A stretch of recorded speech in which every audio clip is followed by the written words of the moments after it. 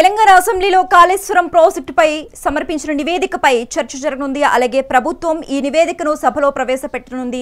Irrigation శాఖ మంత్రి ఉత్తమ్ కుమార్ రెడ్డి ఈ చర్చను ప్రారంభించినట్లుగా తెలుస్తోంది. అయితే ఈ నేపథ్యంలోనే ఈ చర్చలో పాల్గొనేందుకు ముఖ్యమంత్రి రేవంత్ రెడ్డి కేరళ నుంచి హైదరాబాద్కు రానున్నారు. నివేదికపై అధికార ప్రతిపక్షాల మధ్య వాడివేడిగా చర్చ జరగవచ్చని భావిస్తున్నారు. ఇక ఇదే అంశానికి సంబంధించి మోర్ అప్డేట్స్ మా సీనియర్ కరెస్పాండెంట్ న్యూస్ రూమ్ నుంచి లైవ్ ద్వారా అందిస్తారు శ్రీనివాస్.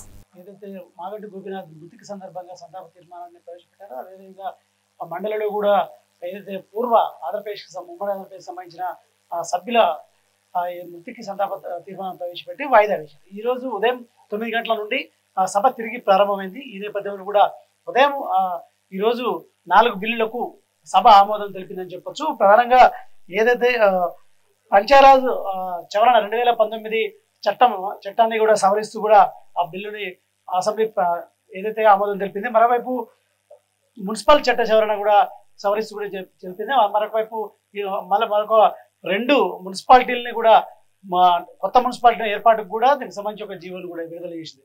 సో మరొక దీంతో పాటు అలోపతి ప్రైవేట్ వైద్య సంరక్షణ సంస్థల చట్టాన్ని ఏదైతే రద్దు చేసే బిల్లుకు శాసనసభ ఆమోదం తెలిపింది. దీనికంటే ముందు స్థానిక సంస్థల్లో 50% రిజర్వేషన్ అంటే ఉన్న నిబంధనను ఎత్తేస్తూ కూడా అసెంబ్లీ తీర్మానించింది. అయితే గత బీఆర్ఎస్ ప్రభుత్వంలో 50% స్లాబును పెడుతూ కూడా ఇచ్చిన నేపథ్యంలో కూడా దీనికి సంబంధించి ఏదైతే దాన్ని ఎత్తేస్తూ కూడా తీర్మానం చేశారు. సో ఈ క్రమంలో కూడా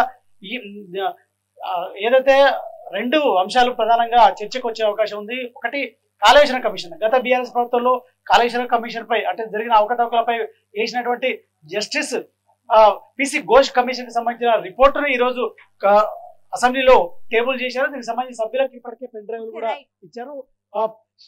ఏదైతే ప్రతిపక్షం okay right, thanks for the updates Srinivas.